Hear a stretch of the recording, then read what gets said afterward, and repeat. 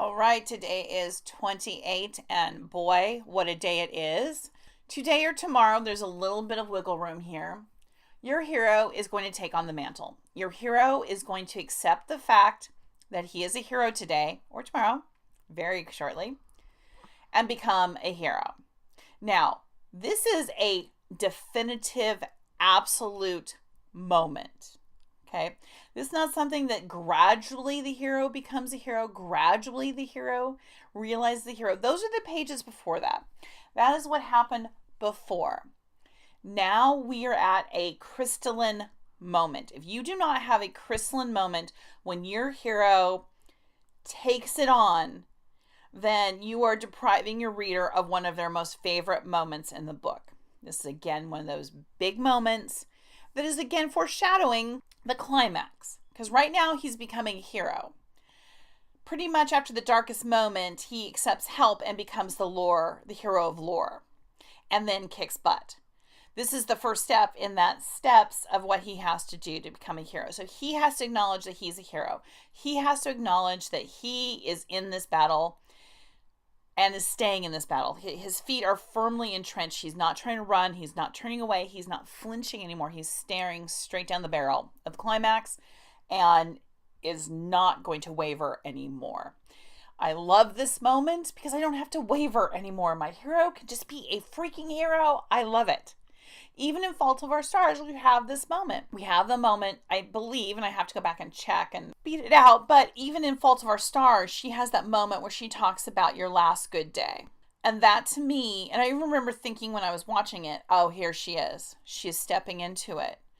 She's been afraid of cancer. She's been afraid for herself. She's been afraid for her boyfriend. And now she has come to terms with the fact that her boyfriend's dying and she's dying. That you never know when your last good day was. And that's kind of her acknowledging her mortality and her boyfriend's mortality. And she has become a hero. And so now she can move forward in the story as a hero and come out the other side. Now, of course, this is tragedy. So she ends on a tragic note. That's your decision. I'm not that fond of tragic endings. I like, woohoo, we just won endings. But again, this is up to you. And how your hero takes on the mantle, this is your story. There is no way for me to tell you how to write this part of your book. And for those of you who strain against structure, this is one of those moments when I can tell you what should be happening. I just can't tell you how to do it because that's you. And that's how you make your unique story and your unique book. Today, your hero must act unqualifiable a hero. Think Matrix, that moment when he stops and he stands and he fights and does not run from Agent Smith is probably one of the most definitive moments in the history of mankind for that moment. And I remember I was not that fond of The Matrix, actually. I thought it was enjoyable. I thought it was fine. I swear to you, Neo did that, and I'm like, oh my God, this is one of the best movies ever made. I became so in love with the movie because that moment was done so incredibly well. And that moment for me of the hero becoming the hero and kind of loosening off the shackles and unafraid of the villain, not crazy reckless, because maybe he was crazy and reckless before, but now there's no recklessness. There is just, I'm a hero, you're a villain, and I'm coming after you. And I'm not scared anymore. And remember, people are reading a book to feel that way. They probably don't have a lot of feeling of that in their own personal lives where they have such clear-cut victories and feel unafraid and unabashed. So they love to read books where that happens, where the hero, yes, has had all the struggles and has been very universal and relatable to the reader, and then becomes a hero so that the reader can become a hero. To underwrite this and kind of wade through the mud and dilute this out really deprives the reader of something that's really visceral to them that they want to experience. So remember, you are no longer your own boss. You are in the employ of the reader. Okay, the reader wants this definitive moment where the hero stands up and is clearly a hero, and we are now going to move forward with hero-ness. And how exciting is that? If you can't pull it off, that's okay. We'll look at it during editing, and maybe again, if you don't pull it off, anything you don't pull off in this book, who cares?